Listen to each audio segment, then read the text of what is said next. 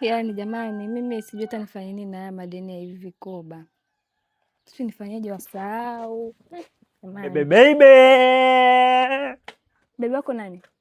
Wewe Sudi, leo mimi sitaki au mambo yako kabisa. Baby, punguza hasira basi kidogo. Mimi na zawadi yako mamtu. Zawadi gani? Nionyeshe hiyo zawadi. Surprise! Wewe, ni Sudi umepata wapi ile daftari? Mamtu. Wewe usiniambia kama nakupenda nifanye kitu kuonyesha kama nakupenda.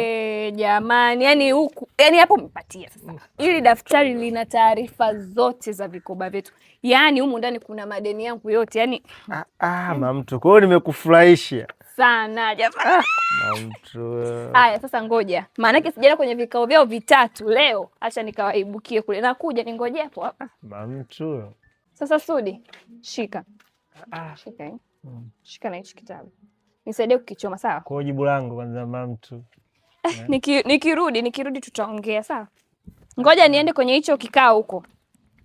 Leo nimeokoa mamtu. Mamtu. Habari zenu kikundi cha Kifuru na Maendeleo. Leo na taarifa mbaya jamani. Daftari letu la kikundi limepotea. Bado tunachunguza.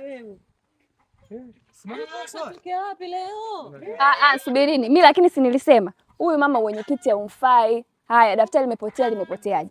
Kama sio hapa wajukuu zake waenda kauzie sijui maandazi huko. Wewe unaongea kama nani?